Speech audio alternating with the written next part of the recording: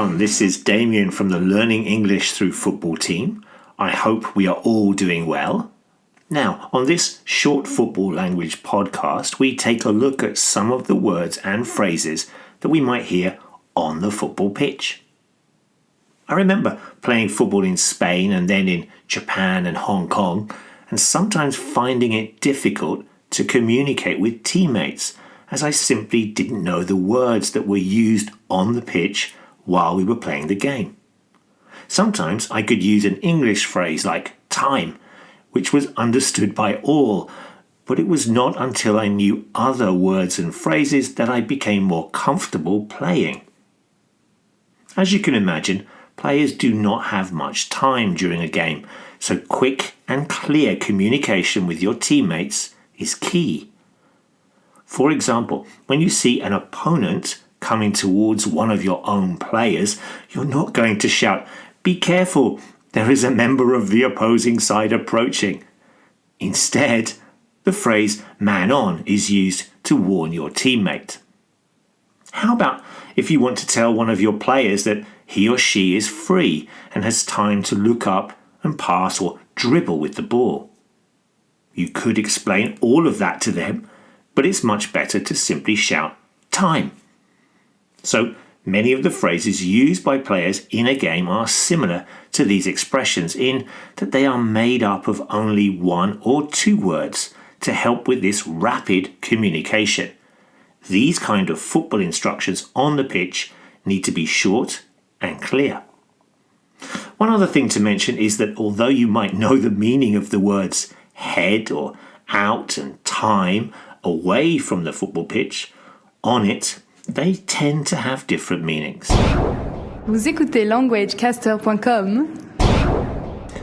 Yes, you are listening to languagecaster.com, and that message was in French. Before we move on to describe some of the language you hear while playing, a quick reminder that there's a transcript to this podcast which you can access by coming along to our site, and you can follow us on Twitter, Facebook, Instagram, or you can drop us a line at admin@languagecaster.com. Right, here's a list of some of the more common expressions you might need when playing football in an English-speaking environment. Next time you play a game, how about trying to use some of them with your teammates?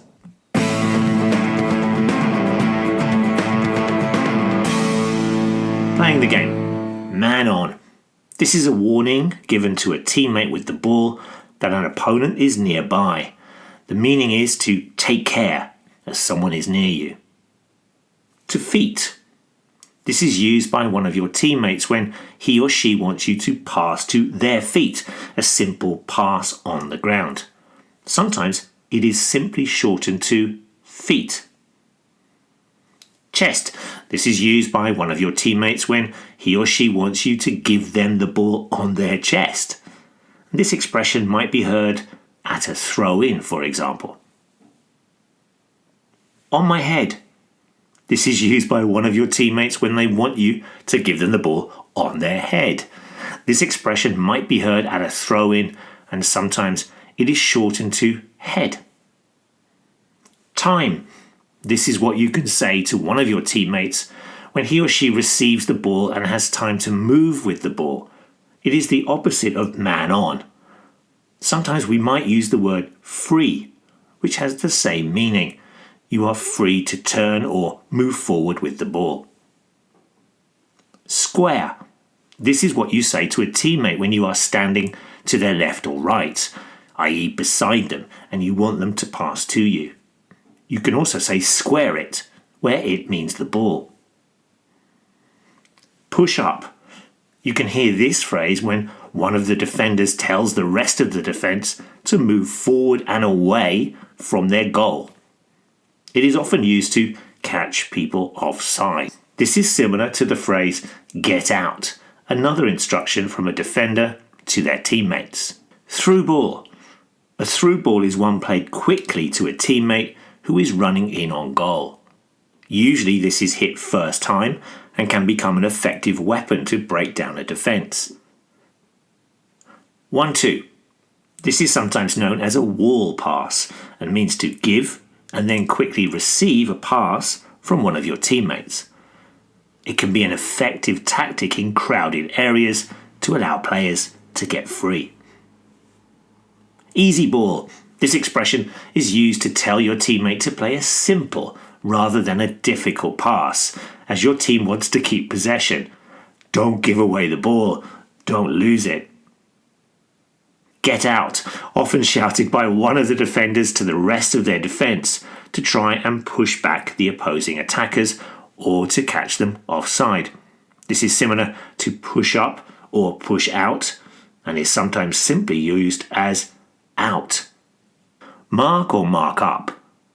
This is said by players when defending a corner, free kick or other set piece and means to ensure that an opponent is not free.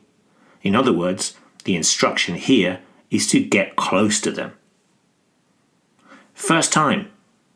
Don't trap or control the ball. Hit it when it arrives. Again, this is an effective instruction as it allows the player with the ball to make a quick decision, maybe to hit a first-time ball or pass to a teammate. One touch. Similar to first time, in that the player usually has no time to control the ball, so he or she needs to pass it or shoot quickly. Have a pop. If you hear this instruction from a teammate, it means that you can shoot. Maybe your teammates can see that you're in space and have time to shoot. Sometimes we might just hear the word shoot instead. Hold. This is said to a teammate who has the ball, that he or she should keep it a little longer. Don't pass it just yet. This is particularly used for telling a centre forward to hold on to possession.